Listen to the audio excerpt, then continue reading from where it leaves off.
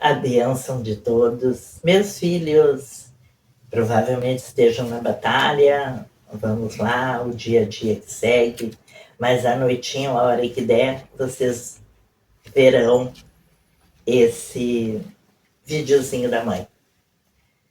Então, assim, gente, eu havia comentado sobre os rituais, né?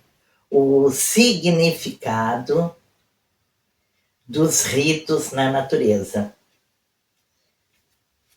Por que, após toda essa caminhada na Umbanda, que nem eu falei no vídeo anterior, né? Primeiro o batizado, depois a cambuca, depois o primeiro cruzamento e de muitos outros que vêm. Muitos outros que se fala quais, né? A mata, em primeiro lugar, a pedreira, não que tenha que ser exatamente essa sequência, né? Mas a mata, a pedreira, a cachoeira, o rio da água doce e o mar, que é o último. Então, esses rituais se faz. O pai ensinou assim, ó, gente, que a gente vai até aquela natureza, até aquele reino, nós, matérias, levada pelo nosso mentor, pelo nosso zelador, nosso mentor nos segue. O nosso zelador também. E a gente vai até aquela natureza para ser apresentado naquele reino.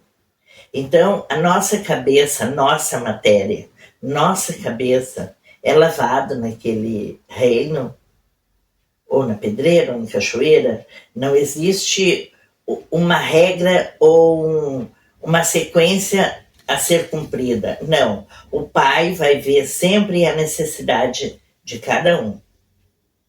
O último, que realmente é o fechamento de todos, que é o último, é o mar.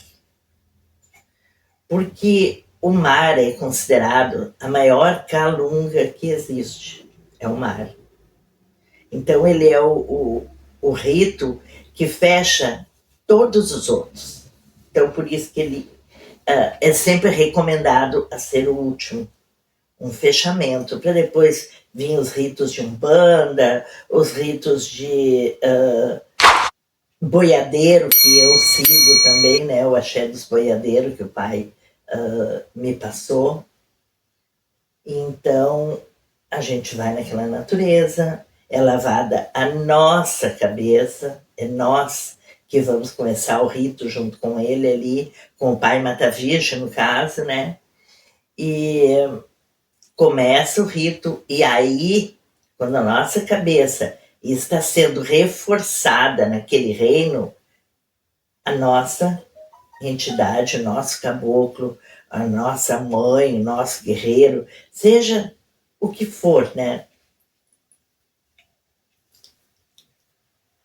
Chega para confirmar aquele rito. Por quê?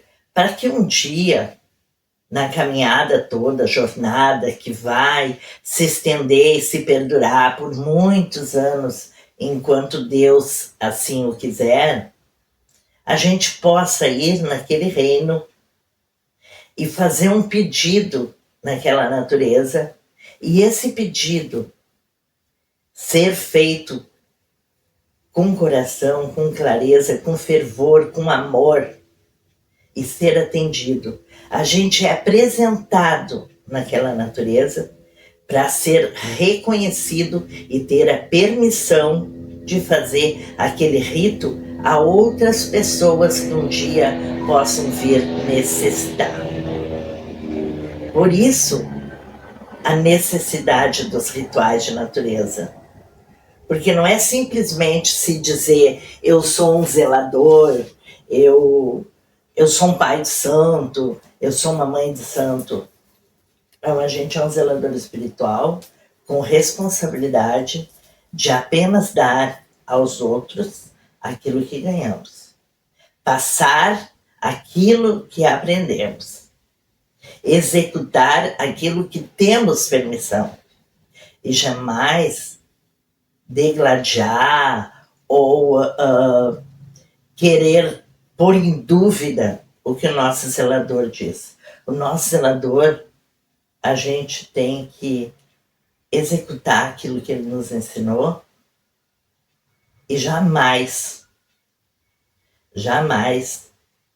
duvidar daquilo que ele nos ensinou. Por isso que eu digo, cada casa tem seus rituais, né? Eu tenho orgulho e honra de dizer que eu aprendi assim. Aprendi a fazer essas coisas, esses rituais, e sempre procurei saber o porquê. Então, hoje eu falo a vocês o porquê da necessidade dos rituais de natureza. Então, é essa necessidade. É tu poder, porque tu jamais vai invadir uma casa que tu não conheça. Se tu tem uma boa educação, tu só vai entrar quando tu for convidado. E na natureza, quando a gente vai até a natureza, a gente tem que, em primeiro lugar, pedir licença ao Oxóssi, que é dona das folhas, né? O rei, o caçador, a gente entra, firma ele para poder entrar naquela casa, para entrar naquele reino sagrado. Aí a gente pede licença e faz, junto com o nosso zelador, o nosso ritual. Porque se tu não for convidado para entrar naquela casa, tu vai entrar como um estranho. Então, se tu não tiver esses ritos, tu não vai ter respostas, porque tu vai ir lá e tu não vai ser identificado, tu não vai ser reconhecido por aquele orixá, aquele governante daquela casa, daquele lugar.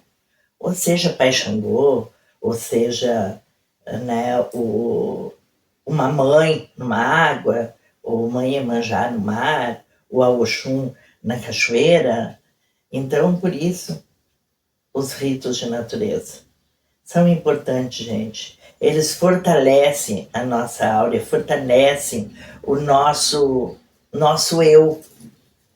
Quando a gente entra, isso não tem medida, não tem peso, não tem força a ser duvidado. A gente entra e se sente emantado, se sente protegido, se sente reforçado. Então, por isso, os rituais de natureza, gente. Espero que eu tenha podido explicar para vocês. E digo assim, ó, quem não me conhece pode ir no meu Instagram ali. Não quero fazer demagogia nem nada, né? Nem história, não. Eu sou a Bereda Oxum, a filha do Paulinho do Caboclo Mata Virgem, Paulinho do Choroquê para muitos. Eu não tenho lado do Candomblé, eu só tenho lado da Umbanda. Então eu me intitulo Paulinho do Caboclo Mata Virgem. Eu sou filha há 35 anos desse pai. Nos percalços da vida, às vezes a gente se distancia um pouquinho, mas como ele sempre fala, até os dias de hoje, porque graças a Deus ele está com saúde, está com a mente dele muito fortalecida, muito boa, e ele fala sempre: o primeiro ritual numa cabeça, o primeiro pai que coloca a mão numa cabeça, nunca ninguém mais tira.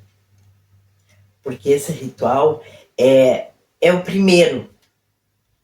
Então, quem é filho, quem foi filho, e quem é filho puro, sem nunca ter entendido nada da Umbanda, ou da Quimbanda, ou de qualquer coisa, e fazer um ritual com aquele pai determinado que a gente escolhe, o primeiro vai ser sempre o pai. Pode até que um outro mentor, um outro zelador, um outro babá venha e execute um outro ritual. Mas aquele pai vai ser sempre aquele pai. E eu tenho muito orgulho de dizer que mesmo com, às vezes, nossa distância, por percalços da vida, mas ele sempre vai ser meu pai. Até o dia da minha morte, enquanto Deus quiser que eu aqui permaneça, que só a ele pertence a minha vida, eu serei filha do Paulinho do Matavejo. Axé, um bom dia, e deixa eu tomar meu chazinho que esfriou. Bom dia, bom dia, bom dia, a benção de todos. Outra hora passo mais alguma coisa legal. Quem quiser ir lá no meu Instagram, perguntar alguma coisa, ou querer me conhecer também um pouco melhor, é só entrar, gente. Beijo, beijo.